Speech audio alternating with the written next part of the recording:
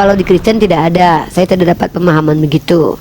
Nah, dalam riwayat hadis Nabi Muhammad Sallallahu Alaihi Wasallam, dalam hadis nomor Bukhari, Imam Bukhari nomor 6527, Kitab Muslim nomor 2859, manusia akan dibangkitkan pada hari kiamat dalam keadaan tidak beralas kaki dan belum gigitan. Dan selanjutnya disampaikan umurnya 33 tahun itu dikatakan dalam diriwayatkan dari Muaz bin Jabal, dan hadisnya dinilai hasan. Penghuni surga masuk surga dalam usia 33 tahun gitu.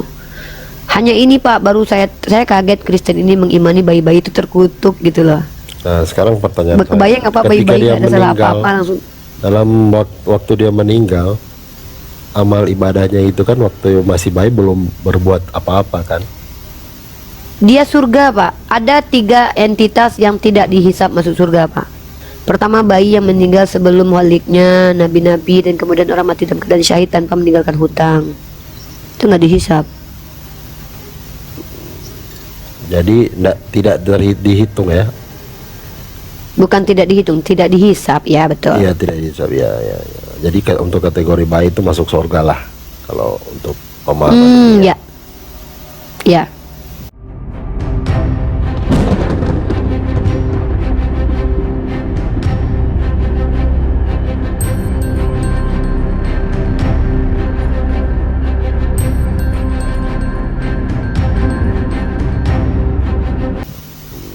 Karena di dalam Islam dikatakan fitrahnya, bahkan bukan cuman bayi Pak. Ada satu kaum, kita sebutlah nama kampungnya misalkannya Bukit Tinggi misalkannya. Di Bukit Tinggi ini belum pernah ada rasul, ada yang mati, maka dia tidak dihisap karena dia tidak tahu kecuali dia berbuat jahat gitu loh, membunuh orang misalkannya. Jadi kita ini punya binatang itu Pak, dia punya insting namanya. Manusia ada intuisi. Nah ini perbedaan kita dengan hewan nih. Hewan itu dia punya insting, kecenderungan yang dilatih dari dia sebagai hewan. Misalnya kayak burung. Bapak lihat burung itu, dia tuh nggak berpikir untuk kerja loh, tapi dia diberikan kemampuan dan insting untuk menemukan makanannya yang sudah diatur oleh Allah. Maka dia tahu kalau di dalam biji-biji tumbuhan itu ada makanan dia. Makanya kan Allah sudah ciptakan paruhnya itu panjang. Maka dia kecenderungannya mencari yang bisa diambil dari dalam. Itu namanya adalah, kalau kita bicara inilah karya Allah ya. Instingnya dia akan cari makanan di situ terus. Dia nggak akan berubah makanan gitu loh. Dia akan tetap cari di situ. Itu namanya insting. Nah, manusia itu bukan punya insting ya, lebih ke akal dan juga empati. Maka kita punya namanya rasional, yaitu pertimbangan dengan akal. Kalau misalkannya saya nggak pakai baju keluar rumah, saya diketawakan nih sama orang, kelihatan nih kemaluan saya. Kalau saya bakar rumah saya nggak punya rumah. Itu namanya rasional, berpikir dengan akal. Kemudian manusia punya namanya empati. Empati itu apa? Rasa mengasihi orang lain sama seperti mengasihi diri sendiri. Memposisikan sama dengan orang. Kalau saya cubit diri saya sakit, saya nggak mau nyubit orang lah. Pasti saya cubit orang itu sakit. Jadi sebenarnya sebelum kita beragama Pak, sebelum kita manusia ini punya beragama, ini datanya kalian lihat dalam ilmu psikologis lah. Masa gini aja kalian nggak tahu ya? Kalau yang ingin tahu datanya ya, manusia itu sebelum beragama, anak kecil itu belum beragama Pak. Mereka belum mengatakan bahwa Allah itu Tuhan dalam makna sesungguhnya kepahaman, belum, tapi ikut-ikutan saja. Nah, tapi anak-anak itu dikasih intuisi, dikasih kognitif, dikasih akal, dikasih hati nurani. Makanya kalau bapak coba depan anak bapak pukul orang, anak bapak akan nangis itu. Nggak ada ceritanya bapak memukul kucing membuat dia tuh anak bapak ketawa secara psikopat. Atau mungkin ada yang ketawa dia salah paham, dalam stimulusnya itu guyonan. Tapi pada dasarnya coba bapak teriak depan anak, pasti dia terkejut menangis. Karena naturnya manusia ini ada empati, ada rasa belas kasih. Nah, nanti yang mempengaruhi perilakunya jadi biadab, penjahat, dan psikopat itu adalah lingkungan dan pengajaran kepadanya, lingkungan. Nah, agama itu membatasi moralitas itu. Contoh, ketika kita satu koloni, satu kumpulan nih bapak sama saya nih, kita bikin satu koloni, kita belum ada kecanggihan teknologi, nggak ada, kita tinggal di hutan. Maka bapak, ketika saya misalnya istri bapak, saya punya anak saya perempuan, karena bapak tidak ada aturan, ya bapak sebagai manusia yang nggak ada bedanya dengan hewan, bapak akan tiduri anak bapak, karena secara biologis sudah boleh dibuahi. Nah, agama datang untuk mengatur mana yang boleh, mana yang tidak dalam ranah sosial itu. Nah, itu kenapa ketika muncul peradabannya rusak zamannya Nabi Ibrahim diutus menjadi rasul. Rusak peradaban di zaman Musa, sudah berantakan kehidupan manusia, perempuan perempuan tidak dimuliakan, dikeji sekali aturan yang dibuat oleh manusia menguntungkan diri mereka. Maka kemudian muncul Nabi Musa dengan aturan dari Tuhan. Begitu juga kebiadaban muncul di zaman Yesus, Nabi Isa muncul dengan aturan Tuhan. Ketika Arab Saudi muncul kebiadaban, istri orang boleh diambil, bini boleh 100 orang, perempuan dijadikan budak seksual, kemudian yang hartanya miskin boleh diambil. Muncullah Nabi Muhammad dengan ajarannya memberikan aturan. Maka konsekuensinya kalau aturan ini dilanggar, nanti hukumannya di neraka. Tapi ada suatu kaum yang mereka belum dapat aturan, tapi mereka melakukan sesuatu yang tidak jahil ya. Jahil itu beda loh. Tindakan merugikan orang lain yang nggak ada dasarnya tuh. Tapi dia nggak menyembah kepada Allah, nggak kenal Nabi Muhammad, dia nggak bisa dihukum sebagai orang berdosa karena dia belum dapat informasi. Makanya disebut dengan ahlul fatrah. Ahlul fatrah. Nah, ahlul fatrah ini orang-orang yang belum mendapatkan risalah kenabian. Nah, coba kita masuk ke dalam kajian agama Bapak. Bapak kan rasional, punya empati, kecuali Bapak psikopat. Suku Amalek itu adalah salah satu etnik yang berbeda dengan Israel yang dibunuh oleh Tuhan Bapak. Bapak tahu itu? Tahu pernah dengar itu. Nah, pertanyaan saya adalah, pernah tidak diutus Nabi kepada Amalek untuk memperingatkan mereka agar menyembah kepada Tuhannya Bani Israel? Pernah nggak? Dalam kitab Bible sih belum pernah dengar ada utusan untuk suku Amalek. Dan memang tidak ada. Dan bahkan Kristen percaya tidak ada Nabi diutus ke bangsa lain kecuali kepada Bani Israel. Iya. Oke, Bapak dengarkan Al-Quran.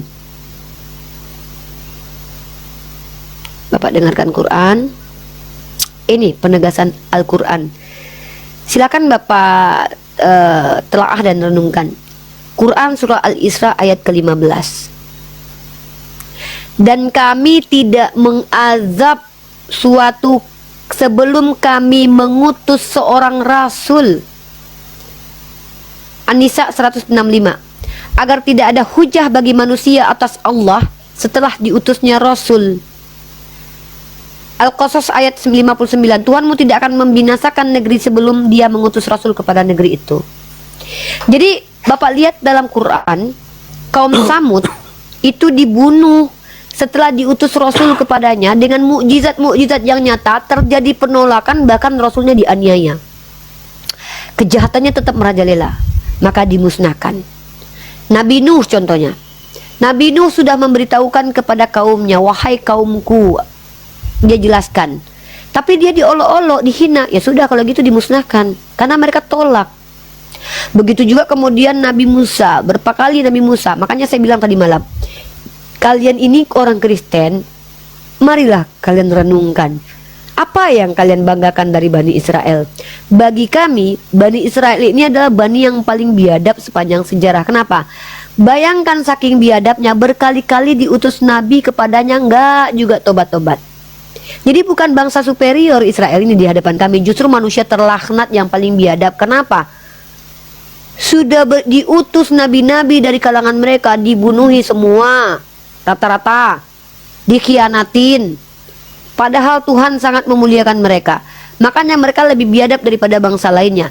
Tapi ada satu bangsa namanya bangsa Arab. Sekali saja Nabi diutus langsung mengerti, langsung tunduk patuh, langsung damai negara itu. Nah ini yang hebat. Tapi saya nggak membanggakan Arab ya, karena di dalam Islam dikatakan bangsa di luar Arab nggak lebih mulia daripada bangsa Arab, dan begitu pun sebaliknya. Karena yang membedakan kita itu adalah iman dan takwa kita. Jadi Allah itu memuliakan bukan karena kamu keturunan Israel, keturunan Arab, bukan. Tapi karena kamu itu bertakwa secara personal kepada Allah. Apalagi kalau bertakwanya secara jamaah, gitu. Nah, Yaudah, saya mau tanya terus kalau kita lihat lagi, oke, boleh. Nah, saya mau bertanya, ini kan bicara soal manusia. Sejak awal penciptaan kan itu mereka itu sampai berdosa makan apa itu buah terlarang ya. Oke, silakan Bapak bertanya, saya bacakan ayatnya. Saya mau baca dulu. Bukankah buah itu yang menjelaskan bahwa dengan memakan buah itu manusia menjadi tahu mana yang baik, mana yang jahat.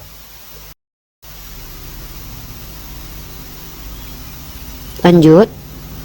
Nah itu makanya saya tarik definisi itu dari itu, turun ke Amalek, seharusnya mereka walaupun belum ada nabi, seharusnya mereka tahu mana yang baik, mana yang jahat. Oke. Nah, Kalau itu sudah gimana? saya ini. Ya coba. Oke. Ya. Jadi gini Pak, kalau begitu silogisme yang Bapak bangun, maka kalau gitu ngapain Yesus diutus? Udahlah, manusia nggak punya nabi aja, udah tebak-tebakan aja lah, kan kita udah tahu mana baik mana buruk. Ngapain diutus lagi nabi kalau gitu? Masalahnya kan rasul-rasul tetap diutus. Agama Samawi ini identik dengan pengutusan nabi. Kalau memang begitu cara berpikirnya, ya ngapain diutus rasul? Udah samain aja lah semuanya. Israel juga jangan diutus nabi lah, biar adil. Nah, Kan kalau gitu. dalam pemikiran Kristen Gini, yang bentar. saya pahami ya. Ya, Dalam coba. bentar, silogisme yang Bapak bangun itu konsekuensinya gini. Seolah-olah Bapak bilang begini, kalau kau suku Amalek tanpa rasul, kau pikirkan aja lah sendiri mana Tuhan mana tidak. Kalau mana Israel nggak apa-apa dikasih tahu ini Tuhan, ya. Itu kan namanya tetap rasis, Pak. Jadi tetap pilih kasih gitu loh, tetap nggak adil. Nah, saya kasih Bapak dalil tentang yang Bapak baca tadi itu kan kejadian di dalam kitabnya Yahudi, bukan di Al-Quran. Ya. Sebenarnya kalau di dalam Al-Quran Pak, bunyinya begini ya. Dalam Quran surat Taha terkait tentang buah khuldi itu di ayat ke-120 ya. Quran surat Taha ayat 120, kita buka ayatnya ya. Ya. Jadi kita bicara tentang buah khuldi. Kita ada perbedaan Pak. Informasi tentang Adam itu kita berbeda ya. Di dalam Islam Adam itu manusia paling mulia Pak, makhluk paling mulia. Saking mulianya malaikat disuruh sujud kepada dia ya. Ya. Itu bukti kemuliaan Adam loh. Bahkan saking mulianya Adam, nanti saya tunjukkan kemuliaan Adam adalah Quran surat Taha. Saya mau membuktikan kemuliaan Adam ya. Seluruh malaikat pada waktu penciptaan Adam diperintahkan Allah bersujud bukan kepada Allah loh, tapi Allah perintahkan sujud kepada Adam. Ini bukti kalau Adam ini adalah pemimpin makhluk Pak, khalifah di bumi. Karena Allah sudah katakan, wa isqala rabbuka lil malaikati inni ja'ilun fil ardi khalifah. Allah sudah berfirman bahwa dia akan menjadikan khalifah, pemimpin di muka bumi. Maka Allah mengajarkan bagaimana makhluk lain itu patuh kepada wakil Tuhan. Ya, Kan Allah beritakan nih kepada para malaikat sujud kepada Adam. Bukan berarti menuhankan, tapi menghormati. Karena sujud itu memang tradisi penghormatan dalam kitab Samawi. Dari kata sacah sajada, beda dengan avoda dengan abada. Avoda abada itu pengabdian, menuhankan. Kalau sacah dan sajada itu sama seperti proskuneo dalam bahasa Yunani-nya. Artinya cuma menghormati. Nah, kalau kita lihat tentang buah kuldi, berbeda dengan di dalam kitab Bapak yang Bapak dapatkan dari orang Yahudi, yang tentu kita tidak tahu siapa penulisnya. Kemudian dalam Quran surat Taha, Bismillahirrahmanirrahim. Fawaswasa ilaihi syaitanu qala ya Adamu hal adulluka ala syajaratil khuldi wa mulkin la yabla. Khuldi, buah khuldi itu dituliskan dalam Quran secara eksplisit itu di dalam Quran surat Toha ayat 120. Nah di sini artinya gini Pak. Setelah itu maka syaitan membisikkan, menghasut kepadanya dengan berkata, wahai Adam, maukah aku tunjukkan kepadamu pohon yang menyebabkan hidup selama-lamanya dan kekuasaan yang tidak akan lenyap? Nah, jadi syaitan Pak itu bukan makhluk entitas lain, tapi sifat yang ada pada diri jin dan manusia. Makanya dikatakan setan itu mengalir dalam tubuh manusia. Jangankan secara goib Pak, kita bicara saintifik aja, ada loh makhluk yang menjadikan manusia sebagai inangnya seperti bakteri, amuba dan juga virus. Apalagi masalah goib, kita nggak percaya dengan setan. Makanya ada kata-kata setan dalam lubang hidung kalian gitu. Artinya manusia itu memiliki dua, dikadarkan oleh Allah sifat yang tunduk kepada Allah dan sifat yang ingkar kepada Allah. Sifat ingkar ini lain disebut dengan sifat setan. Makanya dalam Quran surah An-Nas itu minal jinnati wan nas. Jadi sifat setan dari kalangan jin dan manusia. Nah, jangan salah pahami. Yang kedua adalah Nabi Adam di situ Pak memang murni salah karena dia manusia. Karena dia menunjukkan bahwa dia punya pilihan untuk dirinya sendiri. Artinya Justru dengan ketentuan bahwa Adam itu melakukan kesalahan, itu membuktikan bahwa Allah itu tidak menjadikan kita sama seperti robot. Kalau kita diciptakan seperti robot, ketika Allah berfirman, jangan kau dekati pohon itu, Adam tunduk, iya Tuhan, baik, berpaling. Karena dia punya kognitif, punya pilihan, maka dia punya pertimbangan akal. Bukan dia nguji-nguji Allah, tidak. Dia dihasut oleh setan. Nah, kemudian di situ dia melakukan kesalahan. Tapi apakah dengan melakukan kesalahan gitu Allah yang larang terus Allah bunuh dia seketurunan jadi berdosa? Tidak. Tetapi sebenarnya Allah menunjukkan kepada manusia dan makhluk lainnya bahwa Adam itu saking mulianya di hadapan Allah. Ini dia kemuliaannya. Iblis tidak mau sujud kepada Adam. Dia merasa lebih baik daripada Adam. Sudahlah salah, ingkar kepada Tuhan dan salah dan dikatakan sesat oleh Tuhan. Apa yang iblis lakukan, Pak? Dia bahkan berupaya untuk menyesatkan manusia. Perhatikan kemuliaan Adam. Adam bisa salah, tapi ketika dia salah, apa yang dia lakukan? Fatalaqa Adamu mir rabbihi kalimatin fataba alaihi innahu huwat tawwabur rahim. Justru berkat kesalahan Adam, kita belajar bahwa ternyata Allah adalah Tuhan yang Maha Pengampun. Bayangkan ketika Adam tidak mau ikut perintah Allah, Allah katakan apa? Fatalaqa Adamu mir rabbihi kalimatin fataba alaihi innahu huwat tawwabur rahim. Ketika Adam diajarkan mendapatkan kalimat tobat, itu kan tobat pertama kali Adam. Diajarkan oleh Allah kalimat tobat, lalu dia ucapkan kalimat tobat dan kemudian dia diampuni oleh Allah. Sebenarnya sedang menunjukkan betapa Adam ini hebat. Saking hebatnya Adam, beda dengan iblis. Iblis, apa hebatnya iblis? Sudahlah salah, ngotot pula benar. Adam salah, dia minta ampun. Kenapa Allah mencintai orang-orang bertobat? Sebenarnya orang-orang bertobat menunjukkan bahwa manusia itu sadar diri bahwa dia lemah kepada Allah. Lemah, bahwa dia tidak ada apa-apanya tanpa Allah. Justru dengan kesalahan Adam itu, seluruh makhluk di alam semesta sadar bahwa ternyata Tuhan kita ini Allah Maha Pengampun. Kalau tidak ada yang salah, siapa yang mau diampuni? Kalau tidak ada makhluk yang salah, bagaimana kita tahu kalau Allah ini punya sifat pengampun? Tapi dengan kesalahan Adam, akhirnya manusia tahu sifat Allah satu yang dinampakkan oleh Allah secara terang-terangan, bahwa Allah itu Maha Pengampun. Itulah perbedaan Allah dengan iblis. Iblis gak beri ampun. Kalau Tuhan dalam kitab Bapak kan, kesalahan Adam pertama, langsung nenek moyangnya turun-turunnya berdosa. Habis itu mati dia di abad pertama memperbaiki. Kita Adam itu ketika dia makan buah, kalau kami yang di kitab kita sih dibilang buah pengetahuan ya. Jadi ketika Buah pengetahuan baik dan buruk. Ya, jadi ketika Adam makan itu dia jadi tahu mana yang baik yang buruk. Jadi ketika mereka telanjang juga mereka tahu bahwa mereka itu telanjang. Jadi tidak baik lah kalau jadi istilah pengetahuan lah. Dan salah terbalik Bapak. Salah, saya potong nih, maaf ya. Boleh saya potong karena saya paham ayat itu. Coba Bapak baca ayat itu. Di ayat itu justru ketika Adam tahu baik dan buruk, Tuhan marah, diusir. Terbalik, Pak. Iya, dia diusir. Nah, terus berarti Tuhan gak mau dong manusia itu tahu baik dan buruk. Tuhan cuman pengen kita telanjang kan, Pak? Pada waktu itu Adam dan Hawa telanjang dan dia tinggal di Taman Eden. Dia diusir dari taman, dan dalam ayat kejadian ya, kalau nggak salah itu sempat ada firman yang mengatakan tulisan firman itu mengatakan, baiklah taman ini dijaga, istilahnya ditutup supaya jangan manusia. Kita baca ayatnya aja yuk. Ya coba ya. Biar lebih baik kita baca ayatnya aja ya. Coba. Saya tahu ayat itu, cuman supaya Bapak biar tahu bahwa saya tidak mengada-ngada, saya tunjukkan kepada Bapak ayatnya. Nah, perkara tentang Adam yang waktu itu melakukan kesalahan, Bapak coba cross check dalam kitab Kejadian. Iya, coba. Baca. Saya nggak bawa bahan-bahan dan ada anu. Bentar ya. Kejadian 3. Nah, perikopnya atau judul yang dibuat oleh gereja itu judulnya manusia jatuh ke dalam dosa.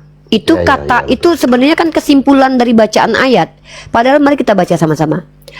Adapun ular ialah yang paling cerdik dari segala binatang di darat yang dijadikan oleh Tuhan. Ular itu berkata kepada perempuan. Jadi ini hasutan ular.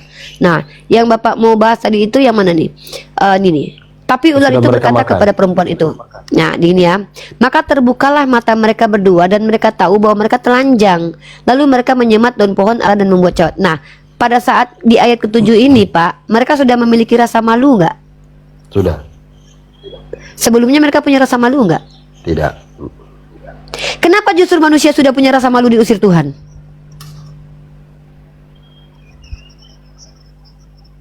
Ya kalau menurut Justru di kitab pemahaman Bapak yang kami terima itu mereka sudah dikatakan tercemar. Kenapa justru manusia tercemar justru memiliki rasa malu? Pak, yang nggak punya rasa malu tuh babi Pak. Babi itu nggak pakai celana dalam karena dia nggak peduli Pak kelaminnya kelihatan atau enggak. Dan Adam dan Hawa itu hampir sama seperti babi sebelumnya, sebelum makan buah pengetahuan baik dan buruk Coba itu. terus baca. Pada waktu itu kan telanjang. Nah, Ya, terus. dengar, maka terbukalah mata mereka berdua dan mereka tahu bahwa mereka telanjang. Dan mereka menyemat daun pohon ara dan membuat cawat. Artinya mereka ini sudah punya rasa malu, tahu kalau itu kelamin harus ditutup. Tapi justru Tuhan Tahu marah di baik situ dan lah, tidak lucu baik kan? udah tahu, mereka udah sadar lah. Nah, sudah menurut Bapak kalau manusia bisa membedakan baik dan buruk, itu manusia baik atau manusia buruk? Manusia yang tidak bisa membedakan baik dan buruk itu orang gila, Pak. Coba terus. Nah, ketika mereka mendengar bunyi langkah Tuhan yang berjalan dalam, nah, kita bahas ketika dia diusir aja ya. Tahu nggak kenapa Tuhan Bapak usir Adam? Nah, terus yang langkah Tuhan itu coba. Oke. Ketika mereka mendengar bunyi langkah Tuhan Allah yang berjalan-jalan dalam taman itu pada waktu hari sejuk, bersembunyilah manusia dan istrinya terhadap Tuhan di antara pohon-pohonan dalam taman. Ini agak aneh ceritanya. Masa Tuhan bisa dibodoh-bodohi sama manusia, sembunyi dia nggak kelihatan. Tetapi Tuhan Allah memanggil manusia itu dan berfirman kepadanya, "Di manakah engkau?" Ini juga membuat Tuhan jadi terlihat bodoh nih. Masa Tuhan nggak tahu di mana manusia sembunyi? Kan dia harusnya bisa menembus alam semesta penglihatannya. Iya. Ia menjawab, ketika aku mendengar, sebenarnya penulis kitab Bapak ini yang membuat Tuhan terlihat bodoh di sini. Saya percaya bahwa firman Tuhan tidak begini. Ia menjawab, ketika aku mendengar bahwa engkau ada dalam taman ini, aku menjadi takut karena aku telanjang, sebab itu aku bersembunyi. Padahal dia waktu bertelanjang, Tuhan santai-santai aja depan dia kan. Firman-Nya, siapakah yang memberitahukan kepadamu bahwa engkau telanjang? Lagi-lagi Tuhan terlihat bodoh, seolah-olah nggak tahu kenapa Adam bisa tahu kalau dia telanjang. Ini gambaran yang sangat mengerikan tentang Tuhan dalam kitab ini. Apakah engkau makan dari pohon yang kularang engkau makan itu? Lagi-lagi Tuhan seolah-olah nggak tahu apa-apa. Lalu manusia itu menjawab, perempuan yang kau tempatkan di sisiku, dialah yang memberi dari buah pohon itu kepadaku. Lagi-lagi seolah Adam menyalahkan Tuhan karena telah meletakkan perempuan sehingga dia jadi telanjang. Ini drama kayak drama Cina nih, kayak pembuat novelnya tuh kayak bahaya banget nih Pak. Konsekuensinya Tuhan terlihat bodoh di sini nih. Kemudian berfirmanlah Tuhan Allah kepada perempuan itu, apakah yang telah kau perbuat ini? Jawab perempuan itu, ular itu yang memperdayakan aku, maka aku makan. Loh, mana bapaknya? Aduh, berat saudara. Ya. Lalu berfirmanlah Tuhan Allah kepada ular itu, karena engkau berbuat demikian. Nah, ular terkutuk. Ular yang dikutuk. Tadinya mungkin ular itu bisa berbahasa manusia dan jalan kaki dua. Gara-gara dia membuat Adam salah, jadinya dikutuk berjalan dengan perutnya. Kebayang nggak kalian dulu ular itu, jangan-jangan ular naga itu beneran ada dulu ya, kakinya dua, mulutnya bisa bicara pakai bahasa manusia. Karena begitu ceritanya di sini. Tuh. Dengan perut mula engkau berjalan. Jadi dulu ular itu berjalan dengan kaki, teman-teman ya. Aku akan mengadakan permusuhan. Nah, dibuat lagi kita berantem sama ular. Padahal banyak orang yang temenan sama ular, ada yang pelihara ular lagi kan. Firman-Nya kepada perempuan itu, susah payahmu waktu mengandung. Aduh, ternyata aku sakit melahirkan kemarin gara-gara Tuhannya oten, guys. Ya. Firman-Nya kepada perempuan itu, susah payahmu waktu mengandung akan kubuat sangat banyak, dengan kesakitan engkau melahirkan anakmu, namun engkau akan birahi kepada suamimu. Kalian perempuan yang melahirkan kemarin lagi birahi ya? Aku enggak tuh, waktu aku melahirkan enggak birahi, aku jangankan birahi, jangankan bayang mau kutampar lah saja laki kita karena kita sakit melahirkannya kan. Tapi kata Tuhannya Kristen di sini kalian dibikin birahi. Lalu firman-Nya kepada manusia itu, karena engkau mendengarkan perkataan istrimu dan memakan buah pohon yang telah kuperintahkan kepadamu, jangan makan daripadanya, maka terkutuklah tanah. Lah, yang enggak mau mendengarkan manusia, yang mendengarkan istrinya si Adam, yang dikutuk tanah. Kadang-kadang agak ngeri ya. Agak gimana Tuhan, teman-teman Kristen kita ini ya. Lalu firman-Nya beda teman-teman dalam Islam ya. Di dalam Islam justru kesalahan Adam menunjukkan kemuliaannya. Makhluk itu teman-teman, dengarkan baik-baik ya. Kalau ada makhluk seperti malaikat, dia tidak pernah membantah Tuhan, dia tidak pernah melawan Tuhan. Ya memang dia nggak diberi natur untuk melawan. Jadi ya Kalian tahu nggak? Bukan berarti seperti robot juga ya. Maksudnya malaikat itu tidak diberikan kecenderungan di dalam dirinya untuk mengingkari Allah, karena makanya malaikat tidak pernah mengingkari Allah. Memang Allah berkehendak supaya makhluk ini tuh makhluk yang patuh. Kecuali Harut dan Marut ya, diizinkan oleh Allah gitu.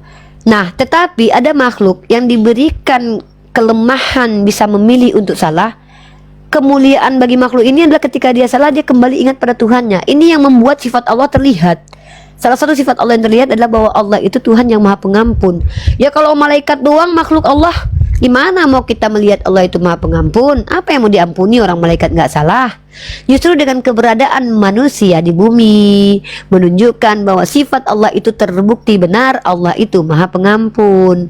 Jadi manusia ini dianggap manusia mulia. Kenapa? Karena walaupun dia salah, dia bertobat. Makanya kalian baca itu, Allah mencintai orang-orang bertobat. Allah tidak, bahkan orang-orang yang berilmu lebih mulia daripada orang beramal, ya, ahli ibadah. Apa yang dimaksud di sini? Maksud di sini adalah ketika kita hidup di dunia itu bukan kita itu menunjukkan kita beramal, tidak, tapi menunjukkan bahwa kita ini beramal dengan ketakwaan kepada Allah, dan kalau kita salah kita bertobat. Jangan ketika kau salah kau ingkar pula ke oten. Udahlah salah ngotot berputar-putar. Bapak, Tuhan Bapak hanya mengampuni Bani Israel. Iya, begitulah hebatnya Tuhan saya, hanya memilih Bani Israel. Pak, dalam agama Islam bukan hebat Pak, biadab. Pak, jadi Tuhan Bapak betul-betul menginginkan darah. Oh iya, Tuhan saya butuh darah untuk mengampuni dengan membunuh Yesus. Oh, itu Tuhan yang adil. Iya, itu Tuhan yang adil. Orang berdosa kau memperkosa, kau koruptor, orang mati, orang lain yang mati. Adil ini, adil. Pak, di kami itu bukan adil Pak, tapi itu biadab. Di kami loh ya, di kami. Makanya cara berpikir kita dengan orang Kristen itu berbeda. Makasih topinya ya. Kenapa kita berbeda?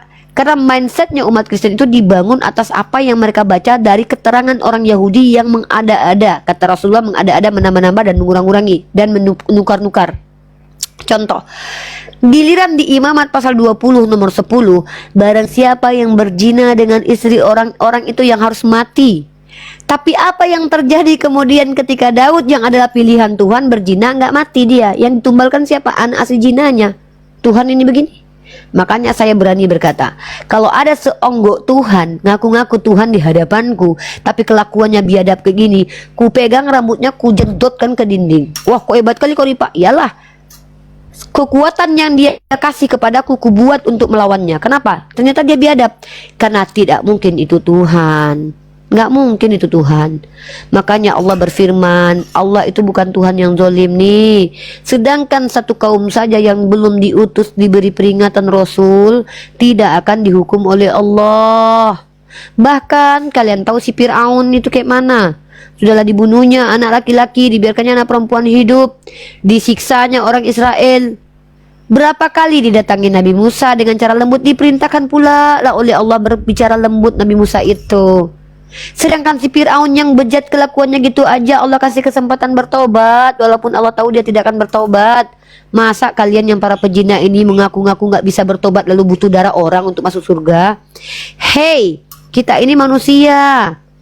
Ketika kalian mengakui bahwa kalian tidak mampu memperbaiki diri kalian, itu sama saja kalian mengklaim bahwa kejahatan kalian itu dinormalisasi sama Tuhan kalian. Ketika kalian mengaku bahwa dengan darah Tuhan kalian bisa dimurnikan kejahatan kalian, itu sama saja kalian mengatakan bahwa kami tidak perlu bertanggung jawab dengan dosa kami, cukup Tuhan kami aja, kan dia yang tanggung jawab, dia yang ciptakan kami, dia yang salah. Inilah kenapa kita beda. Ketika mengimani dogma di dalam Kristen, maka orang-orang dibangun tanpa sadar, entah sadar mereka rasis. Itu kenapa itu Kristen Protestan di Jerman membantai orang Yahudi sebanyak 6 juta jiwa. Kenapa Kristen Katolik membunuhi orang-orang yang beda denom dengannya? Kenapa Protestan membunuhi orang-orang anak baptis? Karena mereka merasa punya Roh Kudus berhak untuk mengatur dunia ini. Itu juga yang dipikirkan oleh si Hitler, merasa bahwa dia adalah orang suku Aryan, supremasi kulit putih itu melekat dalam jiwanya. Itu kenapa orang kulit hitam itu direndahkan, dijual, diperbudak, dijadikan setara binatang. Kenapa? Karena mereka berpikir yang hanya diselamatkan itu yang dipilih Tuhan mereka aja. Siapa yang dipilih Tuhan mereka? Ya Bani Israel lah. Maka kalau kalian ingin selamat, jadilah Israel ya rohani. Jadilah Israel ya rohani, walaupun itu jemaat iblis. Di dalam Islam, Bukan karena kau anak siapa kau selamat. Buktinya apa? Lihat Nabi Isa Al-Masih putra Maryam, nggak punya bapak jadi nabi. Sebenarnya orang Kristen harus tahu diri dan sadar. Ketika kalian mengklaim orang Bani Israel itu tempat asal muasal kebenaran, harusnya kalian akui dulu kalau si Yesus itu punya bapak. Justru ketika dalam kitab kalian dikatakan silsilah Yesus sampai kepada Israel, kalian akui kalau dia tuh hasil dari hubungan biologis. Kami umat Islam tidak pernah mengatakan dan tidak pernah menyebutkan di dalam Al-Quran, Allah tidak pernah sebut Nabi Isa itu dengan Bani Israel loh. Allah selalu panggil dengan Ibnu Maryam, Ibnu Maryam. Kenapa? Dia nggak punya bapak. Artinya secara nasab dia bukan keturunan Israel. Tapi ternyata yang bukan darah Israel saja bisa jadi nabi. Kenapa? Karena memang Allah kalau memilih itu bukan karena nenek moyangmu siapa, tapi memang keturunanmu itu atau kau itu sendiri adalah orang bertakwa. Makanya kemudian setelah diputuskan nasab orang Yahudi mendapatkan Rasul, karena berkali-kali diturunkan Rasul, bengaknya minta ampun, masih juga biadab, bahkan dicoba ditombak Nabi Isa. Akhirnya disitulah Allah menurunkan Nabi terakhir. Yang mana Nabi terakhir ini untuk sekalian alam. Kenapa? General. Kenapa? Ya Allah tahu nanti akan ada TikTok. Ya Allah tahu nanti akan ada YouTube. Ya Allah sudah tahu nanti akan ada telepon, handphone. Jadi nggak perlu lagi satu kaum. Ya dulu satu kaum dikasih Nabi, ya kenapa? Ya karena belum ada TikTok. Kau di Afrika belum bisa lihat apa yang terjadi di Eropa. Ya wajarlah Allah utus Nabi terakhir untuk sekalian alam semesta. Sekali siar semuanya dapat. Karena Allah sudah tahu akan muncul nanti telepon, akan datang orang Arab datang ke Indonesia dagang, akan datang nanti akan dikuasai Jazirah Arab itu, orang-orang Arab itu menguasai di luar Arab. Allah tahu nanti tanpa kita berada di Arab, kita bisa berdakwah untuk orang Eropa. Kan ada TikTok. Allah sudah tahu itu, maka wajarlah Nabi itu untuk sekalian alam. Kalau dulu kenapa? Ya karena Allah belum izinkan ada TikTok, belum ada diizinkan ada handphone dulu ya. Nah, tapi di zaman Nuh, ini nih pernah saya ngobrol dengan Bang Milo nih. Kan Nuh itu berteriak kepada anaknya, padahal ombak lagi besar tuh. Macam mana? Nah, ada orang-orang ulama kontemporer yang bahkan percaya dulu bahkan teknologi lebih canggih. Itu perkara lain, kita nggak usah bahas. Tetapi yang jelas pada masa Nabi Musa keadaannya sesuai dengan hukum yang diberikan. Pada zaman Nabi Isa keadaan dan hukum yang berlaku pada waktu itu sesuai dengan zamannya. Nah pada waktu Nabi Muhammad hanya sekali karena dia adalah nabi terakhir yang menutup para nabi dan tidak ada lagi nabi kemudian, dan bahkan dipastikan kalian semuanya di dunia ini tidak akan satupun yang tidak mendengarkan tentang Islam. Makanya ada hadisnya bahwa setiap pintu-pintu manusia itu akan dimasuki oleh ajaran Islam. Kenapa? Ya setiap orang bisa dapat ajaran Islam di mana-mana sekarang. Gitu loh. Ya. Ryan Nelson Sinambela, inilah manusia pengaruh minum kencing. Nah inilah kau pemakan babi. Tanpa bisa membantah argumen kau mengatakan bahwa aku ngawur. Coba aku tarik kau ke atas. Kau tunjukkan setengah perkataanku yang ngawur aja, aku kasih kau duit 1 juta. Ya, 1 juta duit buat kau Kristen kalau kau mampu membantah omonganku. Coba, yang ngawur yang bagian mana? Coba, pemakan babi yang ngawur bagian mana? Yang mana coba? Kristen pemakan tai, Kristen pemakan anjing, pemakan babi, peminum kencing manusia nggak dilarang. Di mana perkataan Bunda Gembala yang ngawur anak Bunda? Jangan berani cuma typingan di bawah saja dong Kristen. Lagi pula sejak kapan aku minum kencing? Yang disuruh minum kencing dalam agamaku itu orang kafir. Karena orang kafir tuh dihalalkan makan apa saja, makan mayat pun boleh. Ya, kalian nggak ada larangannya makan tai. Kalau typing di bawah minimal tuh berilmu. Inilah gara-gara minum kencing makanya ngawur. Ditanyanya ngawur yang mana, diam kau. Aku tidak diperintahkan minum kencing, mana dalilnya? Yang disuruh minum kencing adalah orang Ukraina yang nggak sanggup hidup di Madinah, dan itu pun dicampur dengan susu yang akhirnya dia sembuh. Kau ada nggak larangan minum kencing kau sendiri? Kalau kami ada perintah, makanlah makanan halal dan toyib. Kok kabur kau? Kau anak Tuhan, masa takut melawan hamba Tuhan? Di dalam diri kau ada Tuhan 3 biji. Aku Tuhanku cuma 1. Takut kau seorang tambah Tuhan kau 3. Aku cuman aku dan Tuhanku. Ya. Ya, orang itu akhirnya dibunuh karena membunuh. Betul. Kenapa anak Theos tidak berani bicara di mana kengawuran Uni? Coba naik anak Theos, coba. Kalau memang saya ngawur, saya kan rela dipersekusi di Komal ini. Saya kasih kesempatan bicara tapi pakai data ya. Jangan bilang saya ngawur, giliran saya tanya kau dilarang nggak minum kencing mamamu? Diam. Jadi kalau seandainya kalian punya argumen, naiklah ke sini, bantah Bunda Gembala, saya kunci bibir saya. Tapi kalau bicara itu pakai data ya, ya pakai data. Di dalam Islam ada yang namanya perintah, ada yang namanya larangan. Apa perintah Allah? Makanlah makanan yang halal dan thayyib. Jadi kalau kau makan yang bukan makanan, berarti kau nggak ikut perintah. Karena perintahnya apa? Makanlah makanan yang halal dan thayyib. Saya kemakan bukan makanan, saya kemakan ini, kemakan debu. Ya tidak haram, tidak berdosa, karena kau bukan sengaja memakan. Jadi di dalam Islam itu ada konkret aturan-aturannya. Lah kalian Kristen, ada nggak Yesus berkata tidak boleh minum kencing mamamu? Atau Yesus berkata makanlah makanan yang baik dan halal? Ada nggak? Kami umat Islam ini ada aturannya. Kalian nggak ada aturannya, saudaraku. Di dalam agama Kristen aturannya cuma satu, kasih. Kasihilah sesamamu seperti kau mengasihi dirimu sendiri. Oke? Bagaimana cara mengasihi diri sendiri? Pikul salib. Pikul salib, sangkallah dirimu. Begitu caranya. Begitu cara mengasihi diri sendiri menurut Kristen, yaitu apa? Tombak dirimu seperti Yesus. Pikulah salibmu, sangkal dirimu. Ya. Perlakukan itu kepada orang lain. Ketika kau letakkan salib di badan kau perlakukan orang lain seperti kau perlakukan diri kau. Ya, kau letak juga orang salib, kau susahkan orang. Begitu loh Butet, Ucok. Gitu ya Butet dan Ucok. Di sini ini tempat kalian itu bertanya. Kalau berilmu boleh menjelaskan. Gitu ya. Halo Sani, agamanya apa? Halo, Assalamualaikum Bunda. Waalaikumsalam warahmatullahi wabarakatuh. Silakan. Iya, saya Muslim Bunda. Cuman saya punya masalah sedikit nih. Bisa didengar suaranya kah? Sebenarnya saya tuh nggak mau membahas masalah orang, Bang. Enggak sih, ini ada kaitannya dengan Islam Kristen gitu kan. Jadi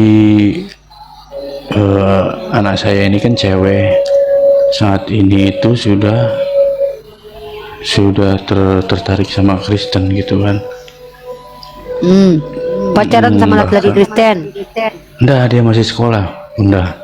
Masih sekolah. Kenapa dia tertarik sama Kristen? Nah itu kemarin itu kan dia ikut neneknya, sementara neneknya ini kan agamanya Kristen, opaknya itu Islam. Islamnya Islam taat, Kristennya Kristen taat lah. Nah dari saya pertama itu sih bagus-bagus aja.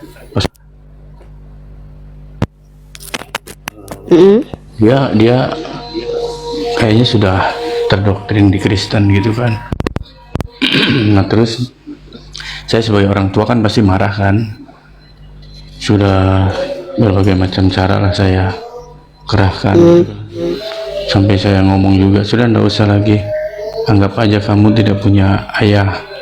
Sudah sampai saya begitu gitu kan.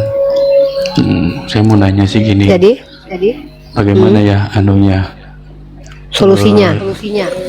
apa di menurut pandangan Islam ke saya gitu kan. Jadi saya sekarang begini sih, betulkah apa enggak angka yang saya bawa ya saat ini tuh saya terus aja sih ngingetin gitu kan. Dia mau nurut mau enggak, tapi setiap nelpon kan saya selalu ngingatkan gitu kan. Tapi kan itu kan dosa yang besar kan ya Bunda ya. Bagaimana ya? Gini, menurut makanya di Islam itu kan diajarkan begini, perhatikan sahabat dan teman. Sebenarnya maksudnya juga lingkungan anakmu, karena pengaruh lingkungan itu sangat besar untuk kognitif anak. Makanya kalaupun Anda sebagai seorang ayah nggak punya waktu sehari-hari, kayak saya nih nggak punya waktu sehari-hari untuk mengcover anak saya, setidaknya lingkungannya jangan dibagi lingkungan Kristen, kasih lingkungan Islam, karena lingkungan itu mempengaruhi gitu loh secara besar. Nah, masalahnya kan yang Kristen kan keluarga Anda terdekat, yaitu neneknya sendiri. Neneknya itu ibu dari istri Anda atau ibu Anda? Ibu dari istri. Nah, itu dari ibu istri gitu kan. Ya sudah, kalau begitu bentar, istri Anda berarti Kristen. Sebenarnya kesalahan itu sudah Anda buat sejak semula. Anda menikah dengan perempuan yang Kristen, betul? Nah, dia mu'alaf. Nah, dia mu'alaf. Kemudian kenapa anak Anda bisa diambil sama orang tuanya? Emang dia kemana? Itu kami ini pisah. Oke, gini aja deh. Gini aja, saya nggak punya kapasitas untuk ngurusin keluarga orang. Gini aja. Saya hanya bisa bantu gini. Anak Anda kalau mau teleponan sama saya, langsung saya kasih nomor handphonenya, ngobrol sama saya tentang teologi, udah teologi gitu aja ya. Oke, boleh. Ya. Nanti Udah gitu aja nanti. Untuk nomornya di mana? DM nanti saya kasih nomor teleponan sama saya. Anaknya sama saya nanti ngobrol. Oke ya. Oke Pak Sani. Oke teman-teman ya, saya tidak terlibat dengan permasalahan keluarga orang lain ya. Saya tidak mau melibatkan diri karena kita tidak tahu sebenarnya apa yang terjadi. Oke. Tetapi kalau ada orang yang Islam, dari tadi Islam kemudian mulai berpindah ke Kristen, kewajiban kita untuk menghalangi dulu supaya dia berpikir dan kita berikan materi. Jadi nggak apa-apa. Nanti kalau memang sudah dia pilih Kristen, ya mau diapakan lagi, itu hak dia. Ya, hak dia. Tugas kita hanya memberikan dan mengedukasi, ya. Karena tidak ada satupun yang mampu menghalangi seseorang itu kalau memang orang itu diizinkan sesat. Tidak ada satupun yang bisa menghalangi seseorang itu kalau diizinkan untuk kembali ke fitrahnya. Kita ini hanya manusia yang berusaha saja, bukan mengembalikan orang lain atau membuat orang Islam ataupun murtad. Seperti itu ya. Mohon maaf Pak, ini ya saya harus memotong biar tidak terlalu panjang cerita keluarga Anda nanti. Kita takut nanti keluarga Anda menjadi bahan pembicaraan di ruang publik atau gibah nanti. Kita kan nggak tahu itu. Oke, seperti itu.